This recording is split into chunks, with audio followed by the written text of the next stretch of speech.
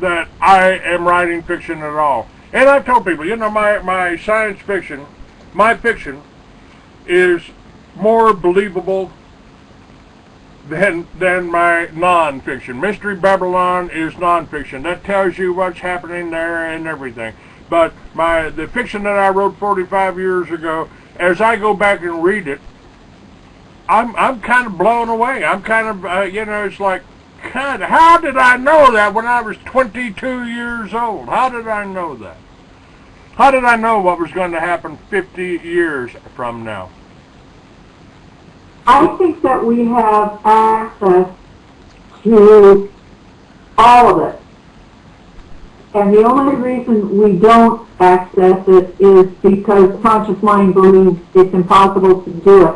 You know, imagination is a very, very valuable tool because it frees the mind to go to different places, to create different things, and it's oftentimes very, very real. You know, it's either creating something that will happen or it's tuning in on something that is already patterned to happen. We're taught to believe that imagination is not real, but it's the absolute best way of gaining knowledge. And even Einstein talked about his thought experiments. He discovered a lot of his things through his imagination, not by sitting there with paper and pencil and working out these long drawn theories. He would go into his thought process, allow his imagination to roll, and he would figure these things out. Wonderful tool. Imagination is fantastic. Yes, they also did that.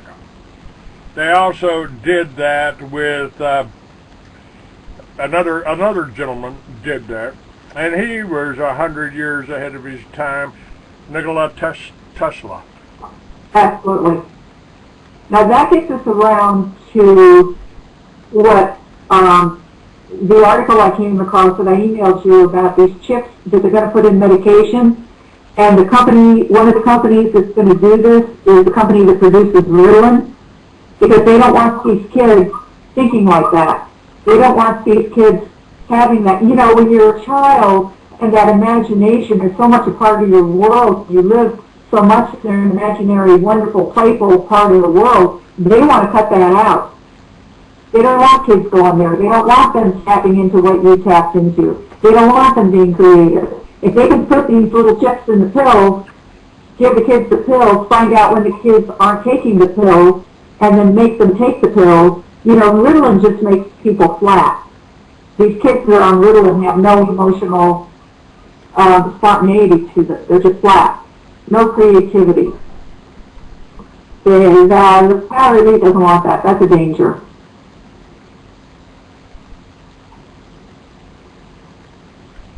All right.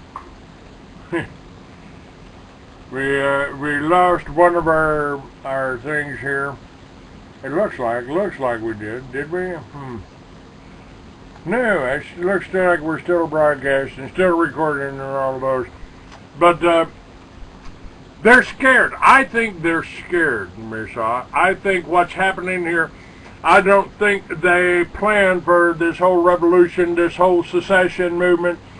And we've been talking about this. I've been talking with the Republic of Texas for 15 years. I've been talking, that was a movement that they tried to stop. The Texas independence movement, that's happening right now. And by the way, folks, the Texas independence movement are the members of that are the publishers of my books, and I've got 3 of the books.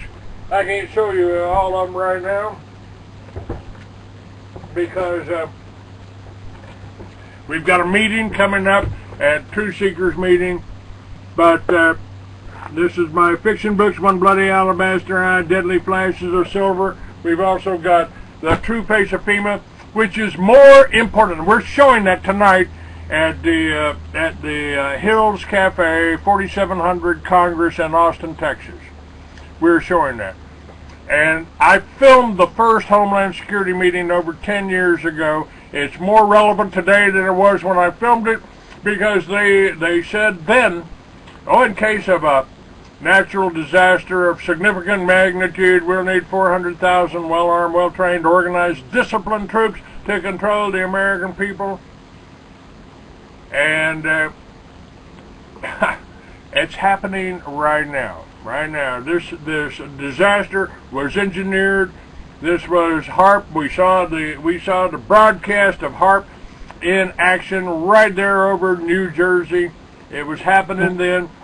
They engineered this disaster.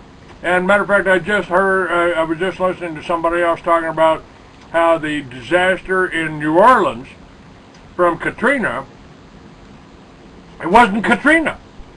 It was not Katrina that did all the damage. It was the Corps of Engineers who allowed the levees to break.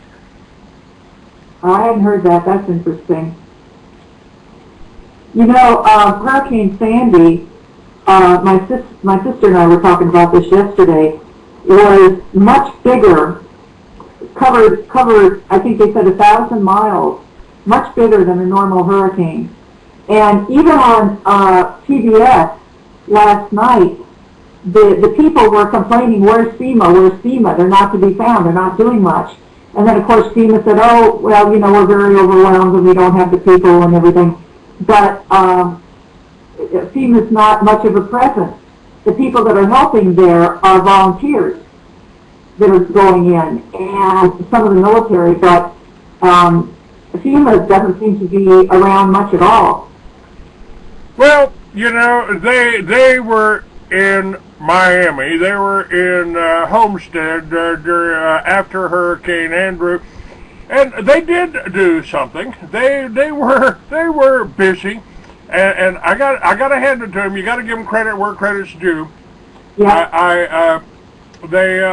They did come around and pick up the bodies of the looters that we hung on the trees. Oh.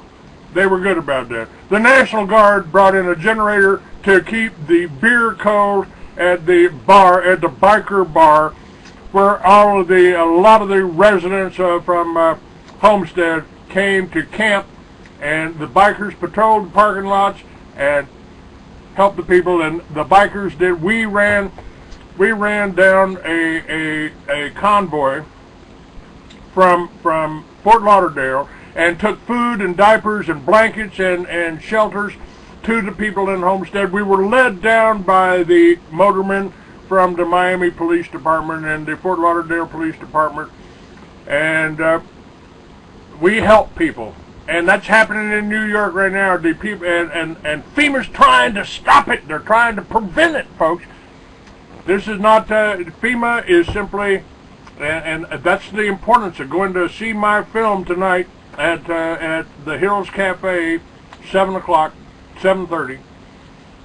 True Face of FEMA is going to be aired. I've got these tapes for sale right now. You can get them right now, man, and you won't believe how accurate it was. I told you what was going to happen, and I had to go up and thank the motorman. I shook the motorman's hand at Homestead, down at Homestead. I said, man, you made a dream of mine come true. I've got to thank you, man. I got to thank you. And they said, well, what's that, Clay? What's that? What was that? I said, well, I told them before we left, I said, now I'm going to be filming this. I'm going to be taking pictures here. And so I'm going to pass the convoy a few times. And I'll get up ahead and take the pictures. And they said, okay, no problem. We couldn't have made it down there without them, because every street sign was blown down. We didn't know. They knew the area better than I did. They let us down to the biker bar there. And they said, well, what are you talking about? What are you talking about? I said, wow. I said, I always wanted to blow by a bunch of cops at 100 miles an hour and not get a ticket. That's funny. You got your chance. I got my chance. And you know, that's the same thing is happening up in New York. FEMA's not doing anything. They are keeping the people out. They have basically prison camps where they're allowing the workers to go, but they're not allowed to take phones in and all that. The FEMA camps are already set up. They're operational, I believe. I think it's going to come down to kids helping people. And we're very used to leaning on the government and thinking that the government is going to come in and help us or save us or whatever. And I think that, that's not, we have to learn to help each other. And that's where the help is going to come. And so the situation in New York, I think, is a little eye-opener. The devastation is incredible. We're showing some pictures last night that I haven't seen before, and it's incredible devastation. And it's a real educational kind of thing. All of these people have no place to go. They've lost everything. And it's the volunteers. They're coming from all over the country to go to New York to help people. And I think that's what it's come down to. Certainly, we're going to see more natural disasters happen. And the government is, even if the government was going to help, it's going to be too overwhelmed to do much. So we have to be able to help each other. Now, we've got a few more minutes here, and we may be able to stretch this out a little bit. I'd like to, because I'd like to get some more information out. But I want to cover some other things on here, like the Roswell Alien interview. Now, they don't want you to know about the aliens. They don't want you to know about the UFO. And the woman that they communicated, they had one woman that communicated telepathically. Yeah. And the fact that the alien communicated telepathically was confirmed by one of my father-in-laws, Colonel Loy Conrad, who is the gentleman, the officer that escorted the aliens from Roswell to Truman's office. And he said they communicated telepathically. Uh-huh. So, I didn't hear the whole thing. It's linked on my site. It's linked on the area below you. There's like 9 or 10 or more segments of this interview. And I'm going to keep it up on my site because it's important that you know that the aliens, the little grays, are not biological entities. They don't have a mouth. They don't breathe. They communicate by and they've been around for eternity, according to them. Now, it's also quite possible that they lie, that they are capable of lying to, and they may have engineered this whole race. They may have done that because their bodies are not capable of the physical labor that we are. We may have been created by them, in my opinion, to be the slave force, to mine the gold. And the gold is what they need. That's what powers that's what keeps their immortality. That's what provides the white gold, white monatomic gold. And I've got Jim Mars is talking about that. It's up on my website too, freeamerican.com.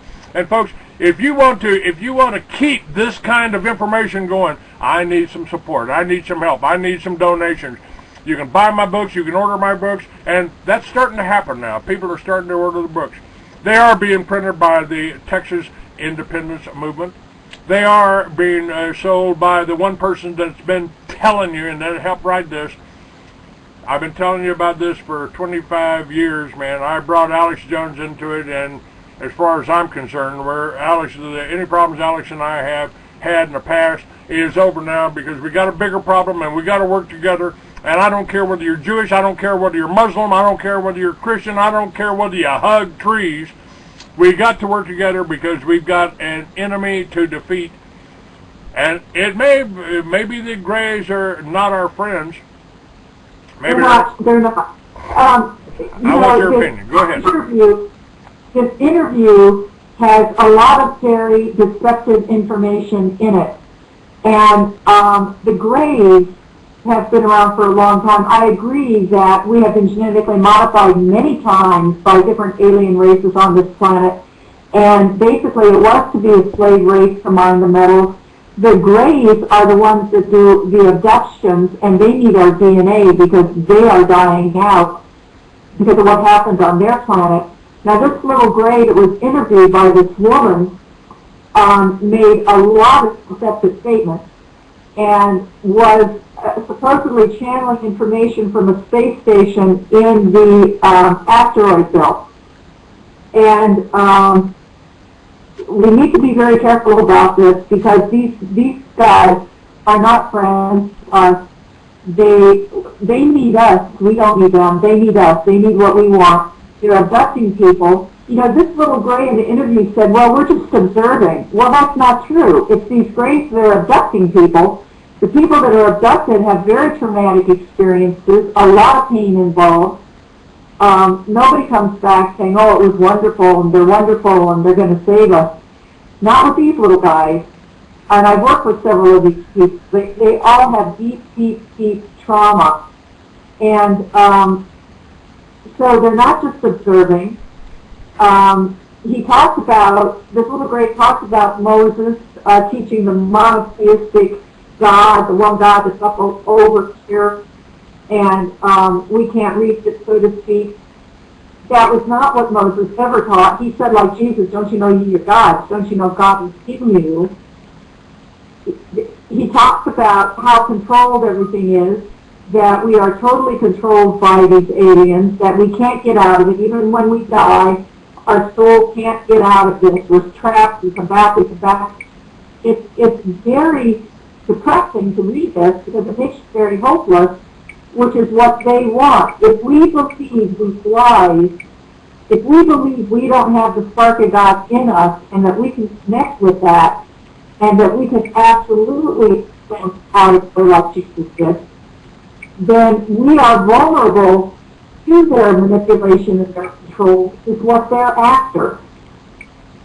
So when we read this kind of material, we have to really be careful, and we have to be able to identify the deception that's going on. And this interview is full of deception. Now, the woman that got the information for us didn't understand that. And she knew what was said and what was going on at the time. And I believe it's totally sincere. But this little alien was really teaching her a boatload of crap, so to speak. And right from the beginning, because one of the first questions she asked was, do the people know where you are, and how long will it take them to find you? And the alien said, they don't know where we are, and it could take them a very long time to find us. We don't know how long. Well then, immediately, all of a sudden, this little alien is channeling information from the space station in the asteroid belt. So this space station is exactly where this alien was from the get-go. So all through that interview, there's these kinds of deceptions that are going on. But it's such a fantastic thing to be reading this and to be reading the thoughts and words of an alien. It's easy to get caught up in it and not look at it exclusively and say, well, now, wait a minute. That just dies with the fact that it's brought out.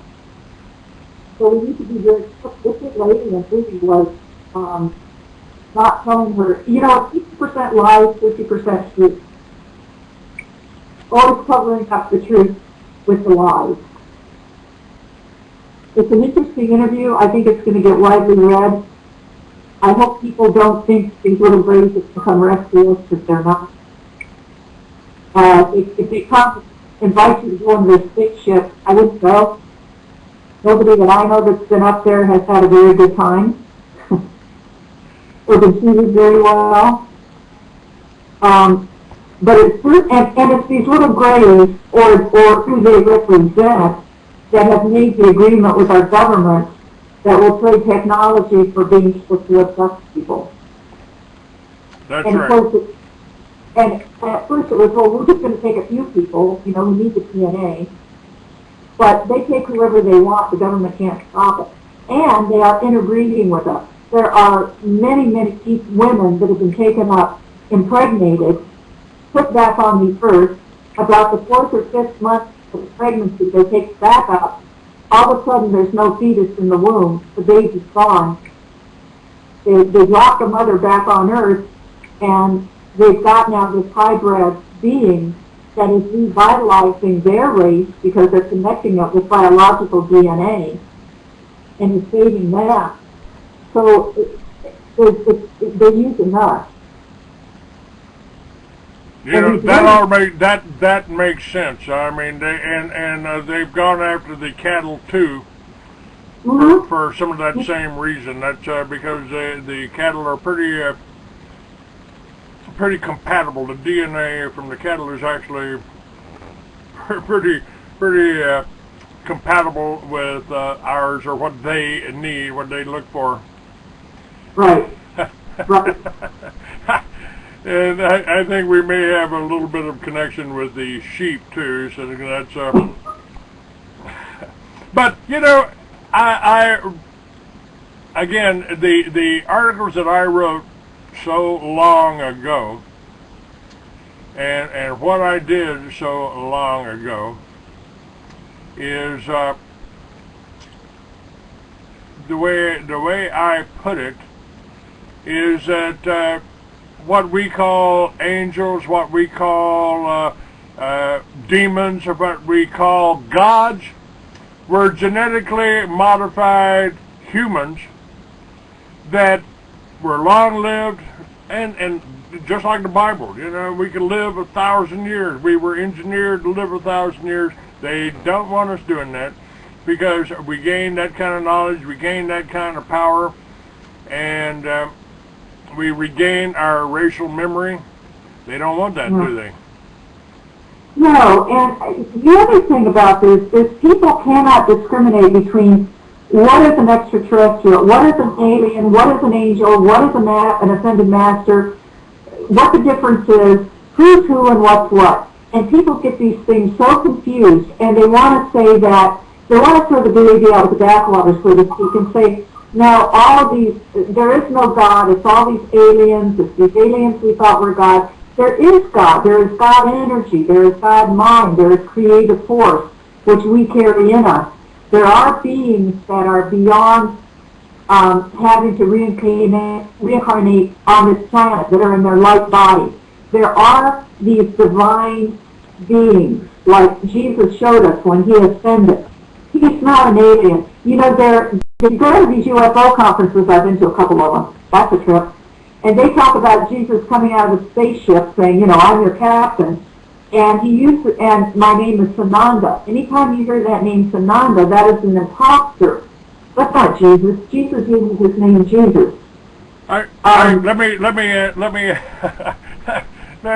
me ask you here. I mean, in my upcoming book that's taken me 40 years of research, I said thousands of years ago the Earth was a different place, a race like no other existed. Theirs was a technology that was ahead of the levels we know of, far ahead of the levels we know of today. They faced a disaster similar to that to which killed a dinosaur. They sent their people out into space. Only a few brave souls stayed to help the less advanced inhabitants of the planet rebuild. They were genetically advanced men, almost immortal, incredibly powerful, telepathic, and able to manipulate matter with their minds. They were known as gods, angels, warriors, and demons among the survivors of our planet's encounter with a galactic intruder. The legends and names of these men are scattered throughout our history. Their power grew all-pervasive and hidden throughout modern times. Humanity was divided, conquered, and controlled by unseen hands. Today, the balance of power shifted into the hands of the most feared being in history. And that was the co-captain of the Earth ship, the UFO Heaven, that was built by the Atlanteans to keep and maintain the knowledge and supervise the worldwide civilization that they established 25,000 years ago. They used the monatomic gold to levitate the stones that were, you know, come on guys, a crew of slaves can't lift blocks weighing tons. Those were done by levitation, and actually in my science fiction book, Lucifer was the good guy, and the bad guy was the guy that wanted the god, the man pretending to be a god that wanted to enslave the planet. The true God is inside you. He created us. He controls the vibration frequency of your body, of your atoms, and all atoms. The science is only advanced so far. They can't really tell you what holds the atoms together. I say that's God. Your opinion, Me Sah. I would agree with that. And you know, this universe is held together by a vibration which is called love, but it's not human love. It's the only word that can come close enough to what that divine energy is. And when you connect with it, it's very, very different than human love. It's not the same frequency, but that frequency is what holds everything together and creates everything. And then the consciousness of the people on Earth, the consciousness of the beings that are part of this, they have their input, which then can change things. You know, because we're not living the way we were intended to live. Mankind did fall in consciousness. You know, we are supposed to be living in quote unquote a heaven world, but we're not. Why aren't we? Because we separated from that frequency of that original frequency called love, and as we fell, we became denser and denser and denser, not only in manifestation, ending up in the physical world, but also in consciousness, to where we have become separated from that frequency that is actually what keeps us alive. It's in us. We just have become very unconnected to it.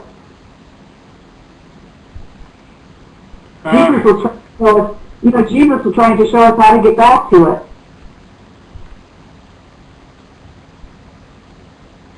Because it is one with it. You look at me, you're looking at my Father. You're looking at me, you're looking at that which created me. What I do, you'll do, and you'll do even more, because I'm going to my Father. That's right, and you know, I've said that many times. Dr. Jake Wade agrees with us on that. Jesus said, "You can do what I do and more," simply because, and Jake loves my definition of love as our level of vibrational energy. I love that too. It's so true, Clayton. It's so absolutely right on. Absolutely right on. So now is the time that we need to be reconnecting with that and to be uplifting this whole physical creation to get into that heaven world again. It could, you know, I did a poem also from this period when I was writing my first novels. It was called The Guest, you know, and it was about a future where, again, the laws against victimless crimes had been abolished. In the fireplace, flames were snapping till a tapping stopped a rapping. Who could it be tapping on our door? Surely not the man anymore. Then a girl, carefully creeping through shutters, peeping, while chicks were sweeping hashish and ashes, pipes and stashes, frantically fled from the floor. Then a girl said, "It's fine, just a man of mine, a friend of mine." And they opened the door. A man like all the rest, a freak like all the rest, was there. His nose rose as the door closed. His hand reached inside his clothes. "Try some of mine. It's really quite fine, like nothing you've ever tried before." As I took his toke, no one spoke. The power of his presence cast a spell. And suddenly, insane, like a leaf in a hurricane, out of this plane we